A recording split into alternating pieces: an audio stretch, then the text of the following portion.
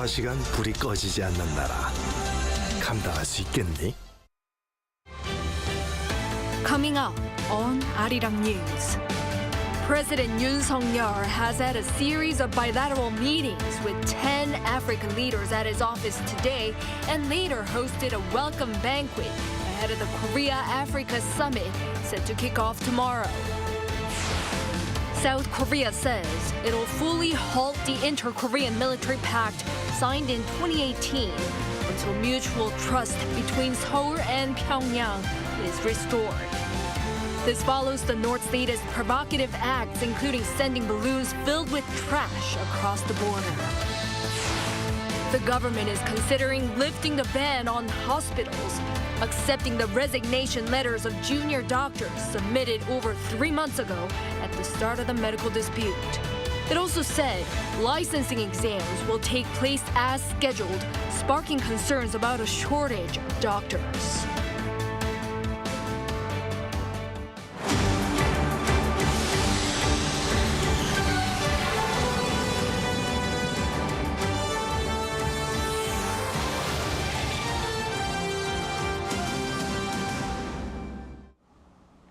Good evening. It's 9 p.m. here in Seoul.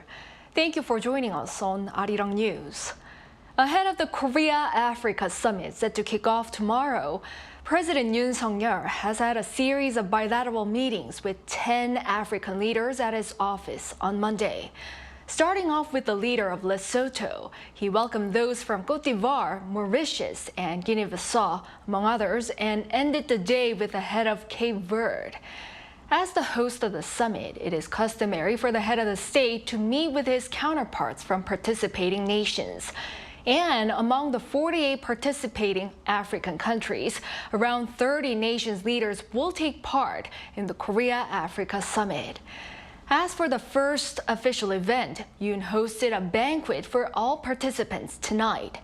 In the meantime, the president said in an interview with AFP on Sunday that securing critical mineral imports and boosting trade ties with Africa are some of the aims of the summit.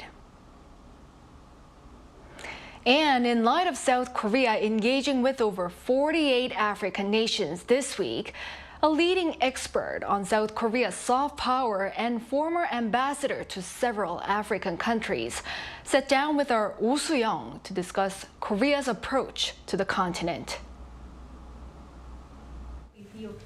Empowering people and their livelihoods must be at the core of South Korea's partnership with African countries as they look to pursue shared growth, sustainability and solidarity. That's according to diplomat and academic Park Jong-dae, a leading expert on Korean soft power diplomacy. While Seoul's multilateral engagement with 48 African countries this week comes late compared to other advanced economies, Park says South Korea has unique merits to offer. It is natural, I think, that now we step up and meet the challenge to assume greater capabilities, and that is in line with the government vision, President Yoon vision, of a global pivotal state, that we want to be also a leader in international fields, in also universal values, okay, and security and promotion of prosperity, and we can share our experiences, which is vital, especially for developing countries. With food shortages, severe weather events, internal conflicts and corruption hindering socio-economic growth in African countries, the former ambassador to Uganda and South Africa raised the need for a people-centered approach rather than temporary military or political solutions. So I think human capital development should be our centerpiece of collaboration because it really determines everything. And Africa does not have challenges in development because it lacks resources or means, or even lack of institutions. They have.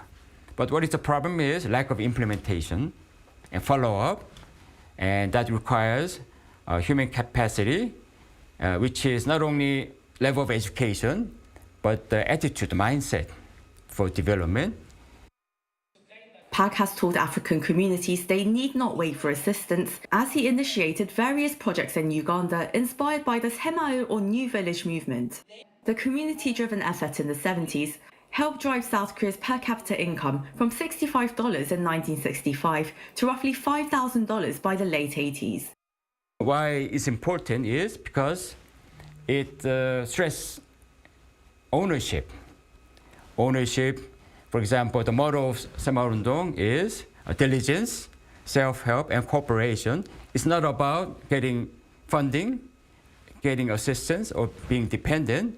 It's about self-empowerment, which I think is crucial for the success of all the development projects. And it's the fastest way that Africa can get out of poverty and to achieve development.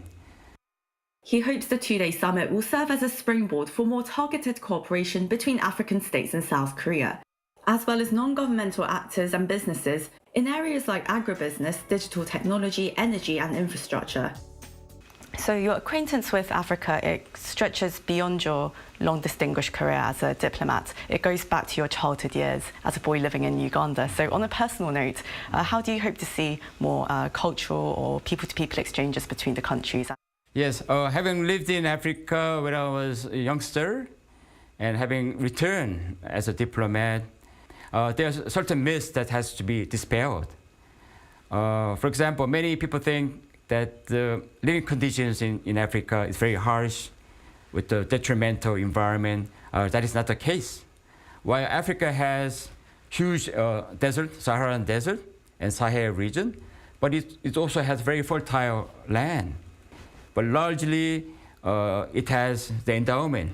It's very much blessed. And also it has rich minerals, precious minerals. So there are huge potential. But what attracted me most is people are very open and pragmatic and flexible. Since this is the first time ever that Korea has invited the vast majority of African heads of state, and it's a very useful occasion to use it as important momentum to jumpstart our collaborative relations, and also to spur exchanges, cultural exchanges, people-to-people exchanges, but also academic exchanges. And our goal is to make it successful so that we'll be able to continue this summit on a regular basis. Well, on that note, we really do hope for the success of this first ever Korea-Africa summit. And thank you so much for your time today, Ambassador. Okay, it was a great pleasure. Thank you very much. Thank you. And ahead of South Korea's first multilateral summit with the African Union, the Culture Ministry hosted a high-level tourism diplomacy forum. Our Yoon was at the 2024 Korea-Africa Tourism Forum to see what were the perspectives of key industry figures on tourism offerings by both Korea and Africa. The 2024 Korea-Africa Tourism Forum has opened a new chapter in tourism diplomacy. Joining hands with the Korea Tourism Organization and the United Nations Tourism, South Korea's Culture Ministry hosted the forum participated in by the President of Mauritius and ministers from across Africa, including Nigeria and Namibia. Seoul's Four Seasons Hotel was the host venue for the first ever high-level tourism diplomacy talks between Korea and Africa. The forum on Monday had the theme of forging strategic partnerships for sustainable tourism diplomacy. The discussion's main focus was to delve into strategies for enhancing cultural exchanges and fostering investment cooperation within the tourism sector between Korea and Africa. Africa is the world's youngest and most vibrant region. It stands with endless potential for collaboration with South Korea. Tourism is believed to be a vital bridgehead in fostering a mutually beneficial relationship between Korea and Africa for the future. President Prediat Singh-Goban of Mauritius also shared his expectations for the forum, aiming to exchange ideas and best practices with South Korea. For the African continent, the tourism industry constitutes a key sector contributing around 6% to its GDP. Korea, on the other hand, is a world leader in innovation in the tourism sector, and its attractiveness have become remarkable. He added that Mauritius could learn from South Korea in terms of strategies and foster partnerships given that tourism offers from Mauritius are complementary. The CEO of Africa Tourism Partners, Kwakie Dongko, proposed improving the trade of tourism products in the private sector as well as investments. But he did highlight the importance of enhancing connectivity through people, saying that when it comes to social and cultural exchange, there was no better opportunity. Make sure that these Africans in Korea and then the Koreans in Africa become our ambassadors in both destinations to make sure. The first step in unlocking the tourism potential between Korea and Africa is to encourage active participation among people to raise awareness. As part of this, after the forum, participants visited the photo exhibition, Invitation to Africa, at the National Museum of Korean Contemporary History. The exhibition aims to promote a positive image of Africa and foster growth in the continent's tourism sector by featuring 38 photographs that showcase tourist destinations from 27 African countries. It will be open to the public for free until June 7th. Yoon, Arirang News.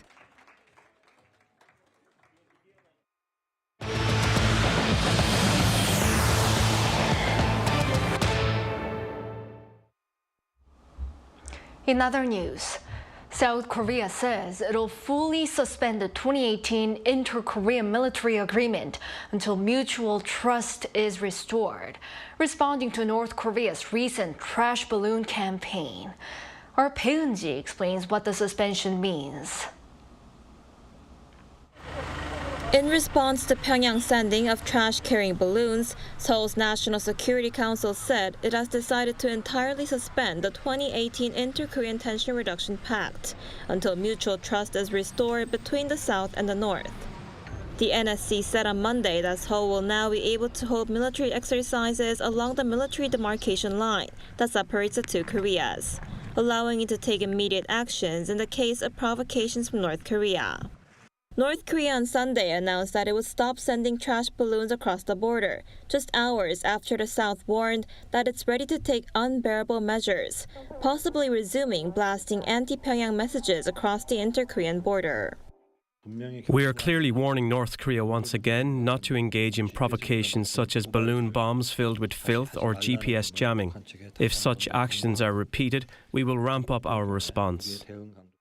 The North has said trash balloons were part of countermeasures against propaganda leaflets sent by anti-regime activists in South Korea. But an expert says the intention behind the North's move is because the regime feels its legitimacy is being questioned after feeling belittled and marginalized following the 75 years of inter-Korean competition. Now, more specifically, the North is also trying to insult the South Koreans just before the commencement of the Africa Summit, but it stopped the balloon launches before most of the leaders arrived. So I think it was a deliberate timing. Around 600 balloons carrying cigarette butts, waste paper, and plastic bags were flown from North Korea over the weekend, on top of the around 260 balloons carrying waste and excrement sent earlier last week.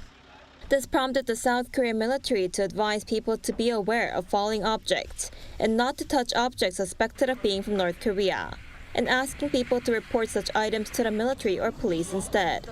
Damage from the balloons has been reported across the nation, including a windshield on a car parked in Gyeonggi-do province being completely destroyed. Bae Eun-ji, Arirang News. Today, President Yoon announced his approval for drilling for potential oil and gas fields under the EC. He indicated a very high chance of prospects of the area holding as much as 14 billion barrels of oil and gas. Our Lee Si-hoo reports. On Monday, President Yoon Suk-yeol announced that he had approved South Korea's exploratory drilling for potentially vast oil and gas reserves in the EC off the southeastern coastal city of Pohang. 저는 오늘 산업통상자원부에 동해 심해 석유가스전에 대한 탐사 시추 계획을 승인했습니다. 사전 준비 작업을 거쳐 금년 말에 첫 번째 시추공 작업에 들어가면 내년 상반기까지는 어느 정도 결과가 나올 것입니다. President Yoon said at a briefing in his office, there's a high chance the area may contain as much as 14 billion barrels of oil and gas, according to studies by expert organizations, upon request from the South Korean government. He says the amount is judged to be 300 times the amount of resources discovered in an EC gas field in the late 1990s, and about the amount of natural gas that could fuel the country for more than 29 years. And the field could also contain enough petroleum to last the country for more than 4 years. An Deok-keun, the Minister of Trade, Industry and Energy, said the drilling is expected to begin around December. An suggested a rough timeline afterward if the drilling does confirm the presence of vast reserves. If reserves are confirmed, we expect the commercialization process to begin around 2027 to 2028 and commercial production to begin in 2035. An official at the ministry also explained the success rate of exploratory drilling is around 20%. The government and the Korea National Oil Corporation, along with investments from global companies, will cover the drilling costs. It's expected at least 5 boreholes will be drilled at the cost of over 100 billion Korean won, or around $75 million per drill. South Korea is one of the world's largest buyers of crude oil and gas, according to the Korea National Oil Corporation. The country's energy stocks jumped after the announcement. Lee Si-hu, Arirang News. The government is considering lifting the ban on hospitals, accepting the resignation letters of junior doctors submitted over 3 months ago at the start of the medical dispute to pressure them to return to work. It also said licensing exams would take place as scheduled. Our Choi Soo-hyung has the latest about the ongoing medical dispute. The government announced that it's considering allowing hospitals to accept the resignation letters of trainee doctors who submitted them over 3 months ago when they walked off their jobs to protest the government's medical reform plan.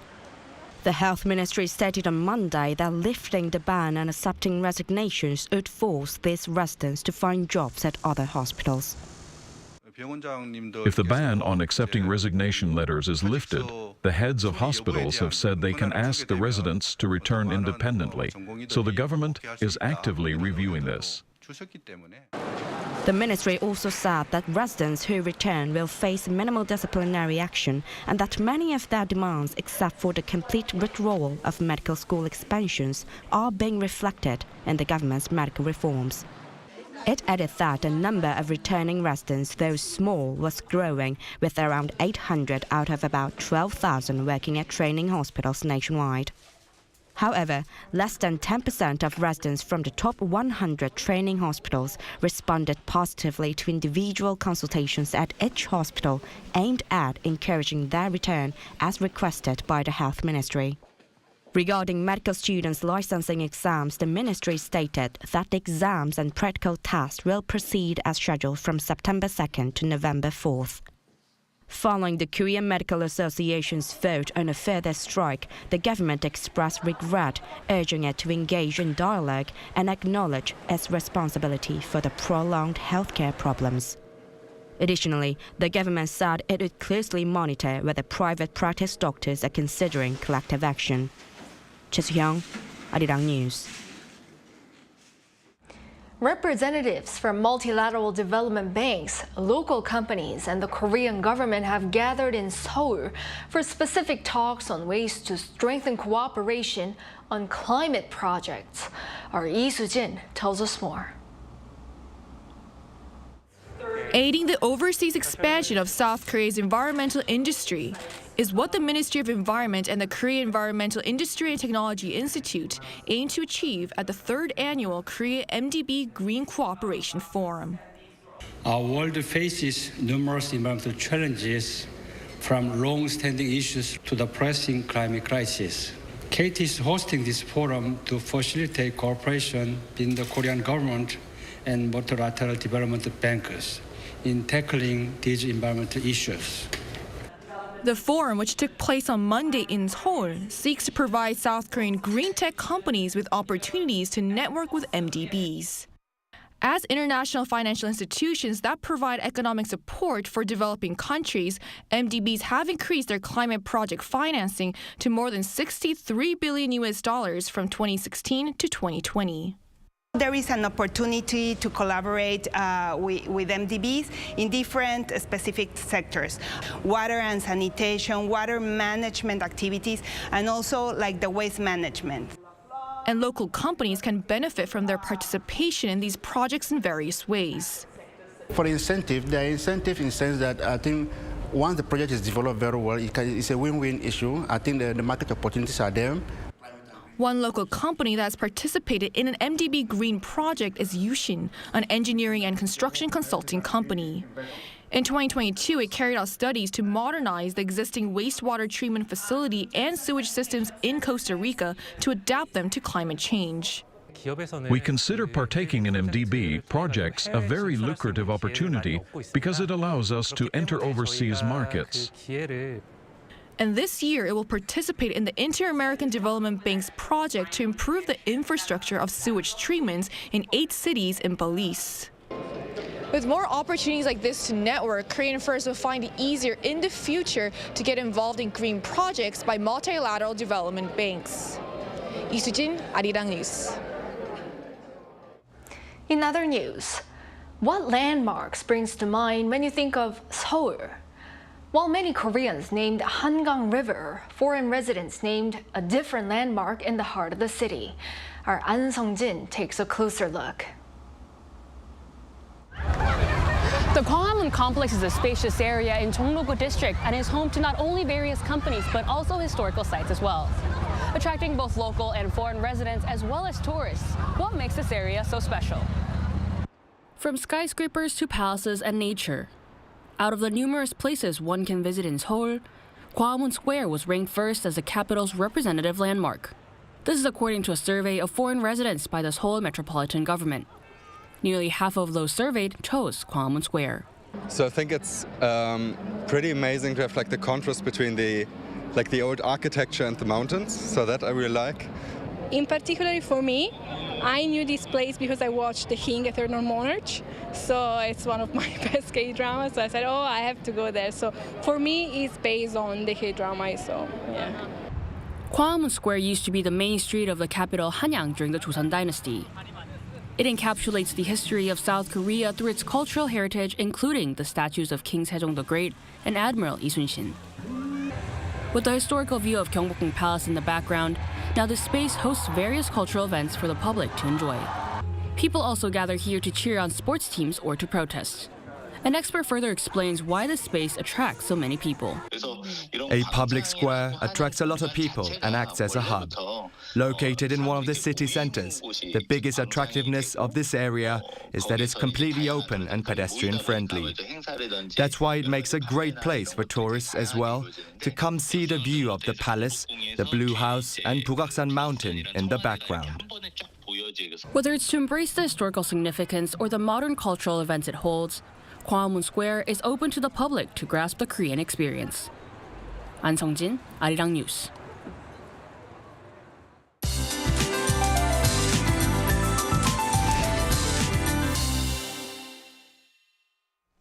We have certainly entered summer. Since the beginning of June, the weather has been hotter than usual in western regions such as Seoul.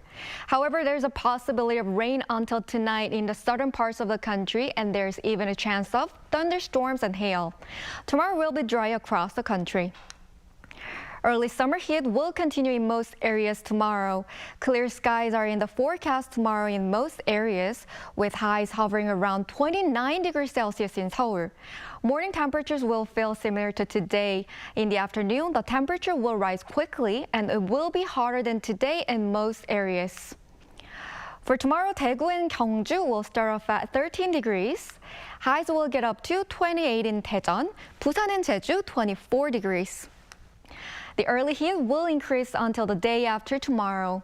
That's all for Korea. Here are the weather conditions around the world.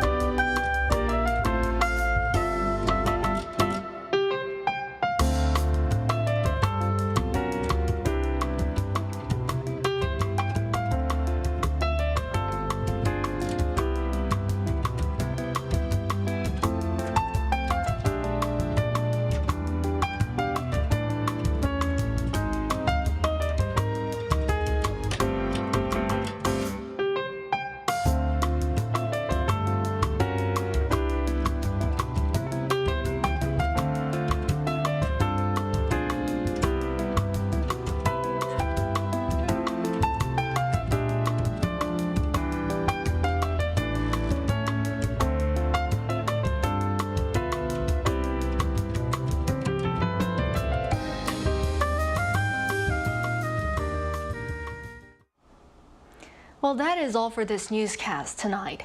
Thank you for watching. We'll be back tomorrow morning with the latest news. Hope everyone has a great start to the week.